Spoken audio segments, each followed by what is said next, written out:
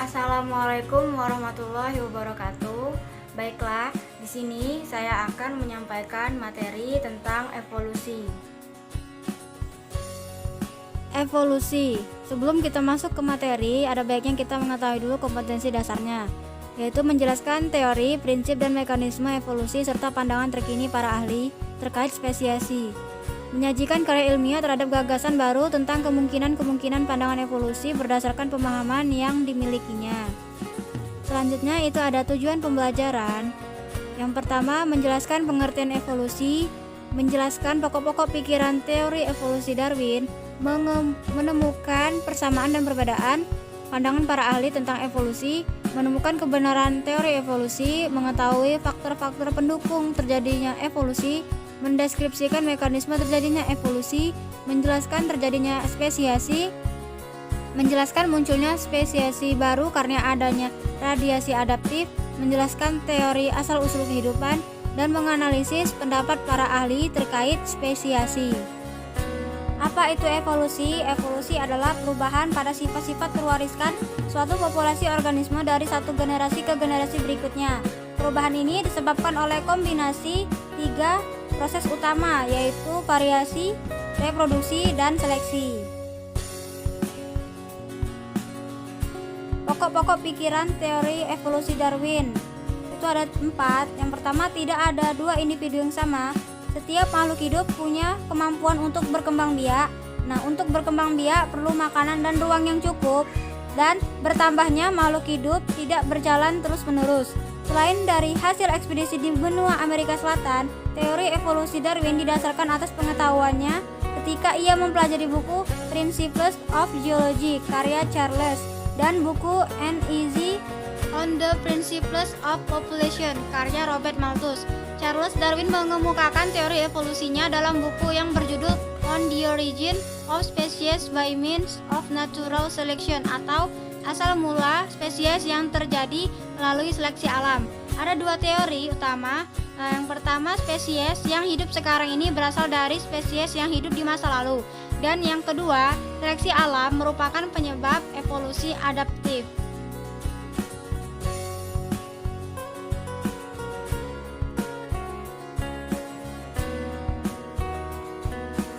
Selanjutnya itu ada persamaan dan perbedaan pandangan para ahli tentang evolusi. Perbedaan pandangan para ahli, Jean-Baptiste versus Weismann. Menurut Jean-Baptiste, perubahan organ pada makhluk hidup diakibatkan adaptasi terhadap lingkungan, dan perubahan sifat diturunkan pada keturunannya. Menurut Weismann, lingkungan tidak memiliki andil dalam perubahan sel-sel tubuh yang mengarah pada evolusi. Terus yang kedua adalah Lamarck versus Darwin. Menurut Lamarck, perubahan yang terjadi pada makhluk hidup sebagai bentuk adaptasi terhadap lingkungan dan perubahan tersebut diwariskan ke keturunannya. Menurut Darwin, individu yang mampu beradaptasi yang akan bertahan, sedangkan yang lain punah karena seleksi alam. Nah, persamaannya, Jean-Baptiste dan Lamarck memiliki pandangan yang sama, yaitu perubahan pada makhluk hidup terjadi akibat adaptasi dengan lingkungan dan sifat-sifat tersebut diwariskan.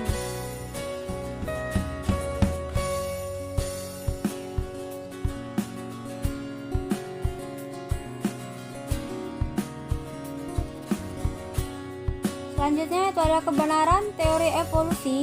Evolusi secara sederhana didefinisikan sebagai perubahan pada sifat-sifat atau frekuensi gen suatu populasi organisme dari satu generasi ke generasi selanjutnya.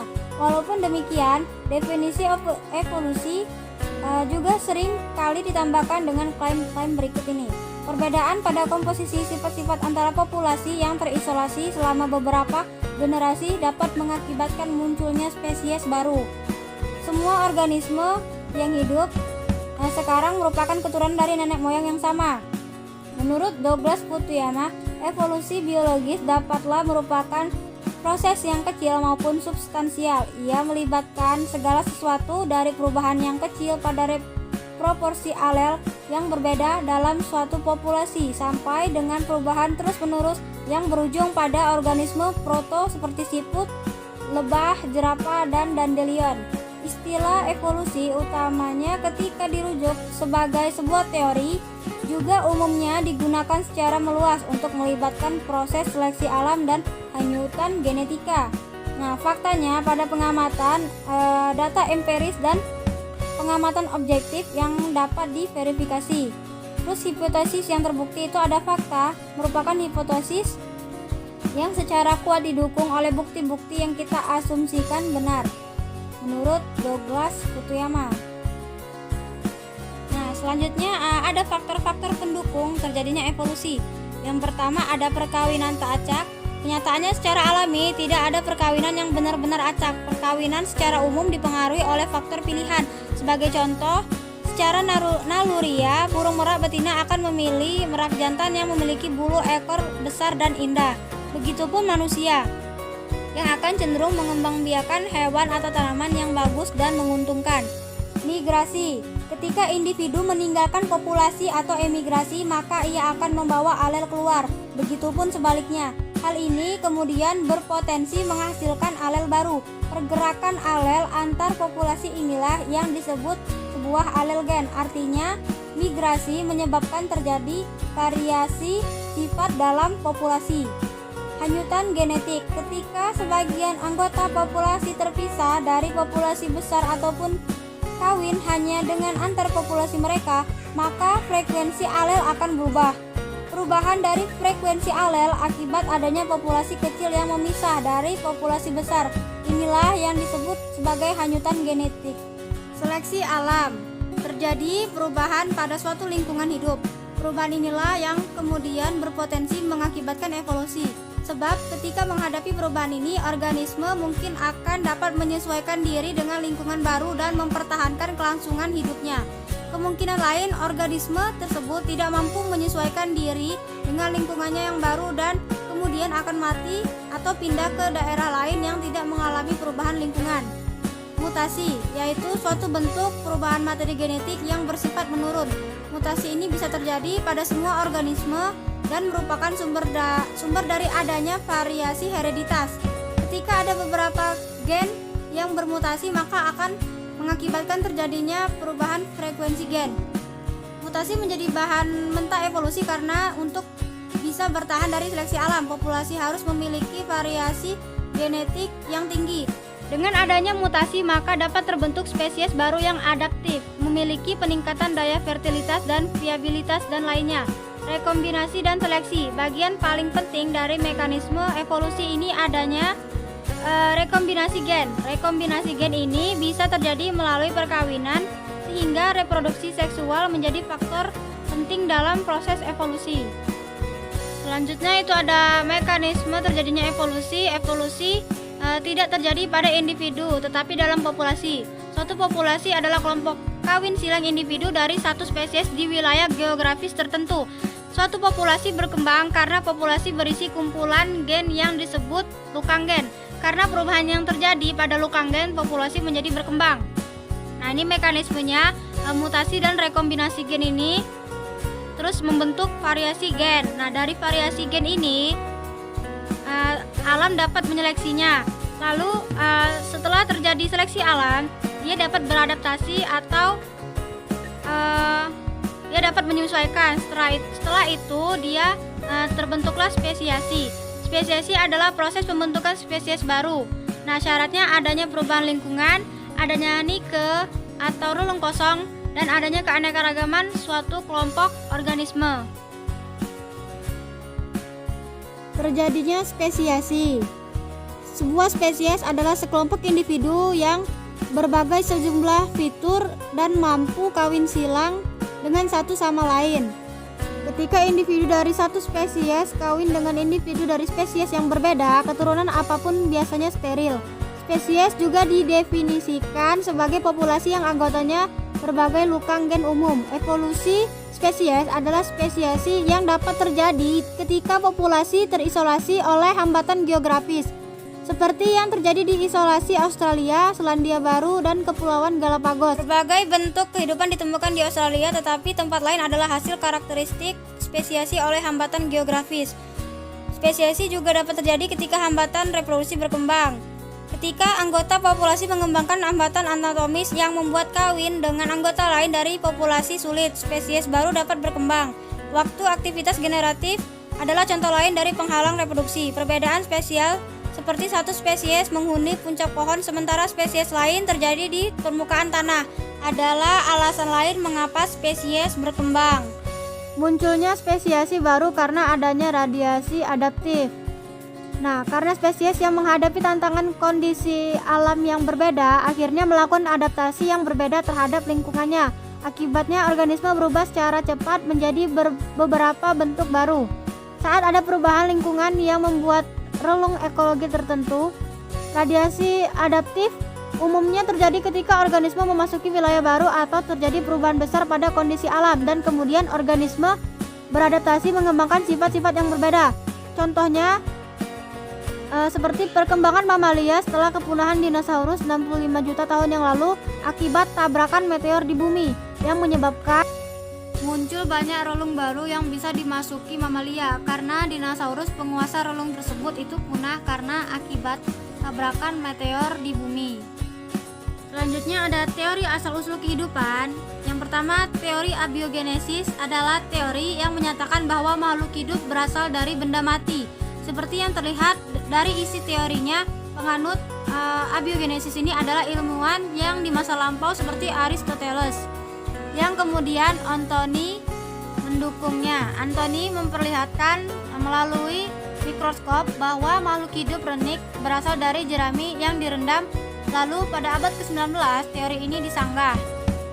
Nah, jadi di sini saya akan melanjutkan presentasi tadi yang kedua, yaitu teori biogenesis. Nah, teori biogenesis itu apa sih? Jadi, teori biogenesis itu adalah teori asal-usul kehidupan yang menyatakan bahwa makhluk hidup itu berasal dari makhluk hidup lainnya. Nah, pertama itu ada Francisco Redi, terus ada Lazarus Spallanzani, dan ada Louis Pasteur. Nah, jadi Francisco Redi ini adalah orang yang pertama yang melakukan percobaan untuk menyanggah teori abiogenesis. Redi membuat percobaan dengan memasukkan daging ke dalam 2 buah toples. Toples tanpa penutup atau terbuka dan toples yang tertutup. Nah, setelah beberapa hari diamati, muncullah larva di daging toples yang terbuka. Ini larvanya. Nah, sementara daging di toples yang tertutup itu bersih. Lalat-lalatnya itu ada di luar. Nah, terus Redi berkesimpulan bahwa belatung tersebut berasal dari lalat-lalat yang masuk ke dalam toples dan bertelur di sana. Nah, tidak berhenti sampai di situ. Redi juga kembali membuat percobaan untuk meyakini kesimpulannya. Terus dia memodifikasi toples yang digunakan dengan membuat tutup yang terbuat dari kain kasa. Nah, yang ini dari kain kasa.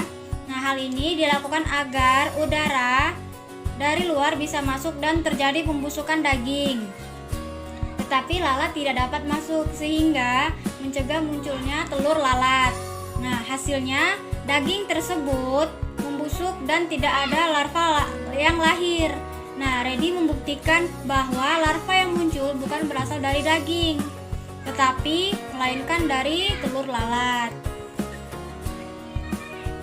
Nah, percobaan yang kedua yaitu dilakukan oleh Lazarus Spallanzani. Dia itu sama melakukan percobaannya sama seperti Francisco Redi.